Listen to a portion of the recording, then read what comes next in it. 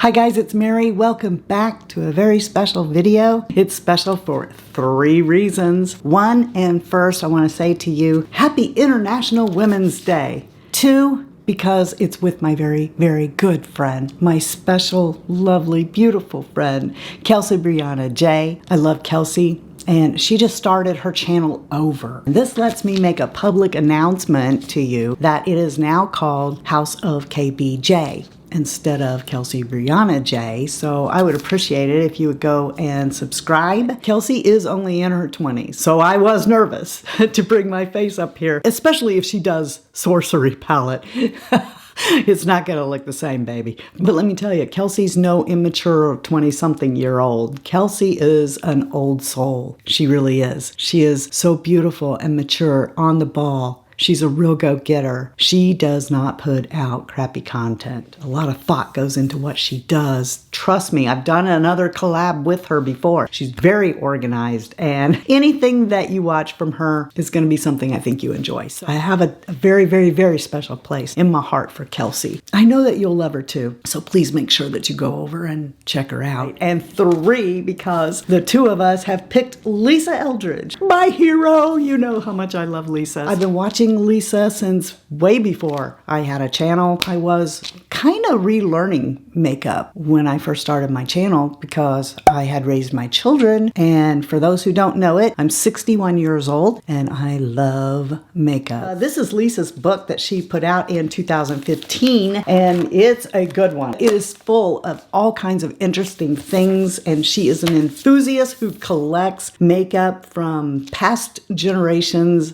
I love that. Lisa's been in the YouTube space for, I don't know how long, 13, 14, maybe 15 years. I mean, she was like way thinking ahead of her time. She already had the vision to do a website and a blog long before other people did. So this book, I'll link it below if you want to pick it up. She wrote this in 2015, I think. But you know what else happened in 2015 with Lisa? If you're from this channel, you know of my 45, 46 years history that I have with Lancôme. Some of my first makeup was Lancôme. It's a brand that I've stuck with my whole life. But in 2015, she also became global now, creative director of Lancôme. I think she was actually born in New Zealand, but her and her family went to live with her mother's mother, her grandmother, in Liverpool when she was 5 or 6. Anyway, she became interested in makeup at a very early age. And I think I've heard her say before that it was because she found a box of makeup that used to be her mother's when her mother was a teenager, and she just became enthralled with it. I think she even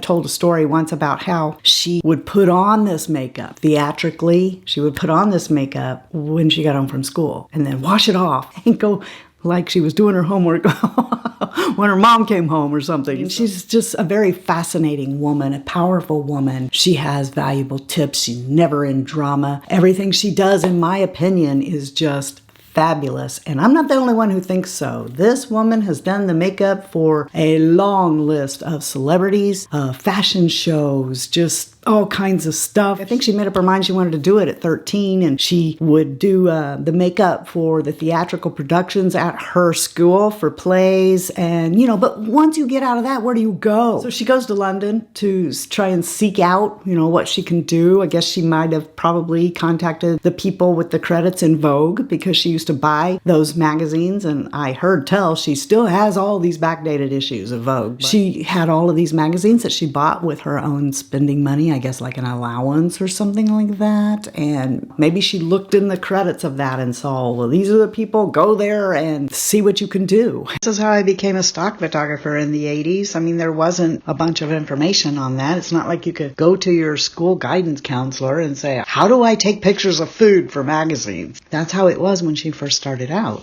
I think her first client was Cindy Crawford for Elle magazine. But, she built up her kit working at makeup counters, and I think she worked at a store called Harrods at Lancôme.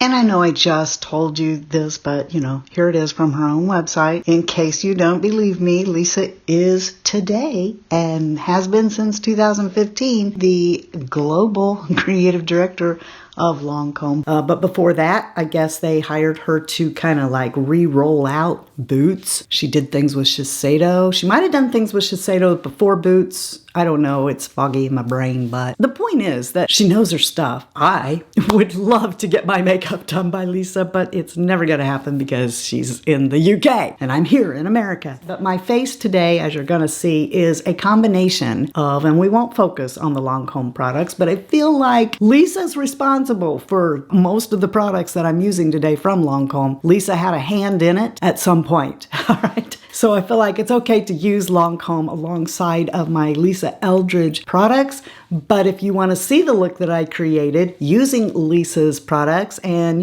just showing you what products I pulled in from Lancôme, then just keep watching. As I'm filming this, I have no idea what palette Kelsee's going to choose. The one that I always imagine on her is the one I'm using today, Sorcery. I'll tell you guys over and over, this one's my favorite. And, I kind of knew when I bought the others that it would be, and that's why I bought this one first. I know myself well. All the products that I use will be down below, but I already know that some of you are going to ask me what these are. And I've worn these on camera before. This is what that is. So what I'm going to do first is tap into this shade right there.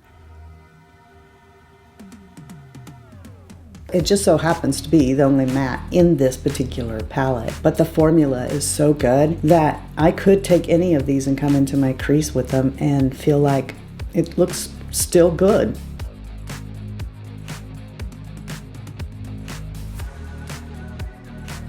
Next, I'm going to take this blue and I'm going to work it here on the outskirts of my eye. Want to darken that up a little bit because I don't want to disturb too much the shade that's going to be next to it. I mean, I'll come back with this and add more, but I'm just kind of mapping right now where I want it to go. Right there, I'll come in. Darkest part's going to be out here, and I'll be connecting that down here. Now I'm going to get that shade.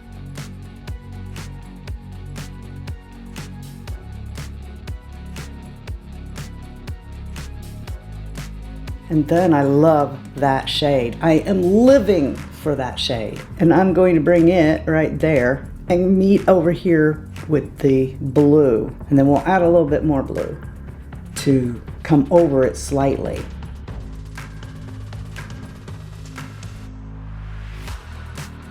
We'll bring this back out and get that blue shade and come back under here in a little bit.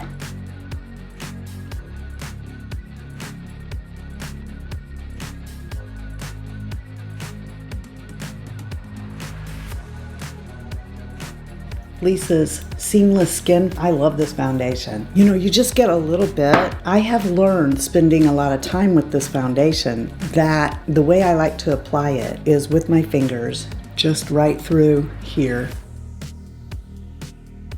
And I just kind of blend it out. I've watched Lisa for years and she'll use a brush like my MAC one I can't find and paint down, or use a sponge and go downward. It might be because some ladies don't shave their face. So if you were to just or go upward, you'd be going against the hairs. But Lisa loves to work in, she calls it jigsaw patchwork or something. It gives a real skin-like finish. See, that looks exactly like my skin. It's just evened out. And I learned from years of watching Lisa that the reason you have a foundation isn't to cover. That's what concealer's for. You use a foundation to even out your skin tone. And I might get a little bit more, maybe go one more pump and then just kind of go where I need it. And maybe take a sponge and work it in.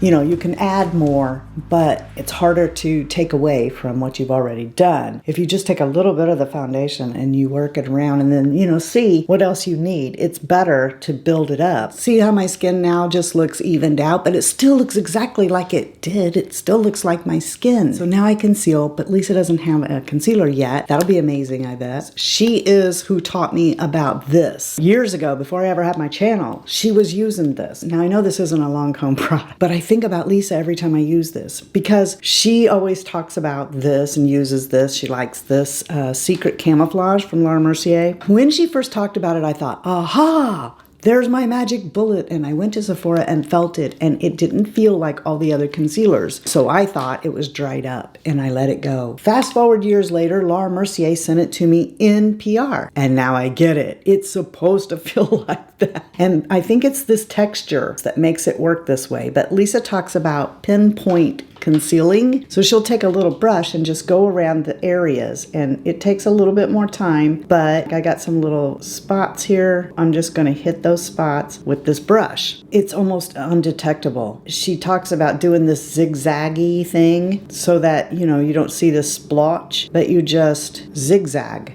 it around.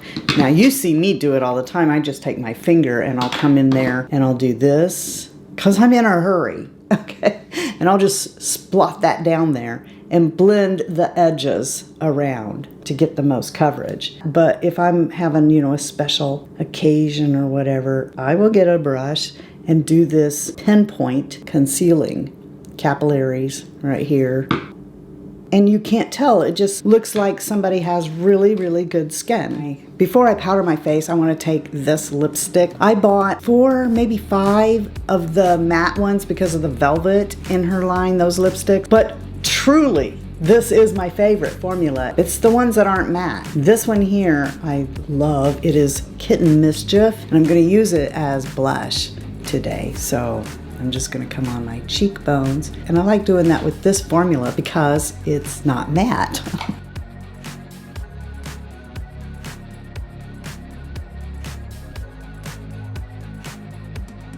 All right, let's return to this palette now, and I'm going to take and swirl through this blue, and just down here, add a little bit of it on top of that Stylo liner from Lancôme.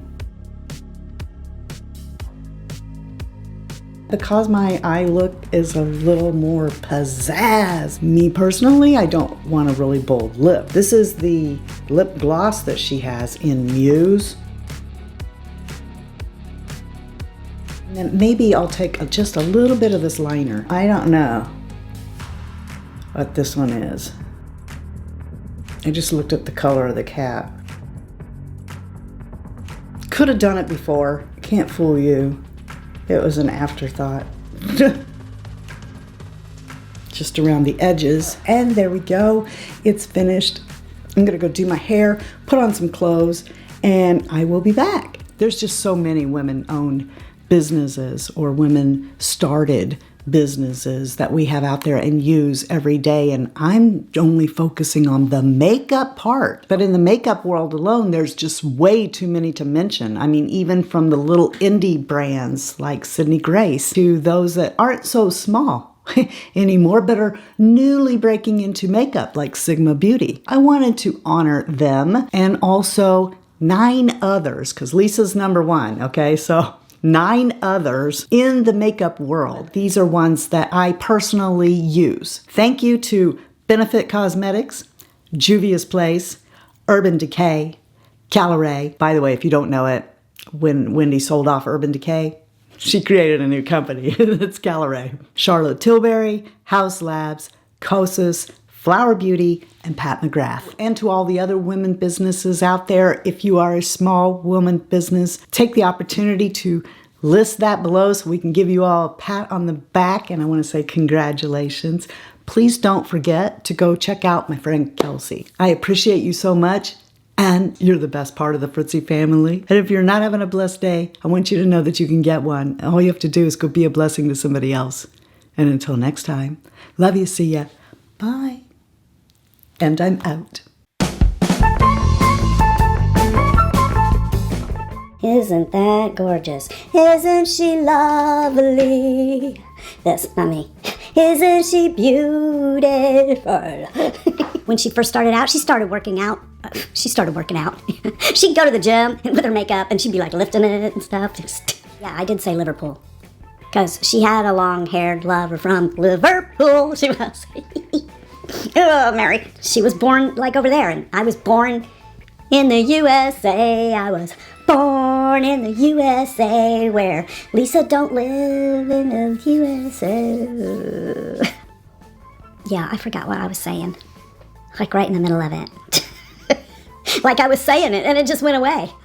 I want to take this opportunity. I've written them down. Did you know that? I wrote them down here on my phone. I wrote them down here on the back of my phone.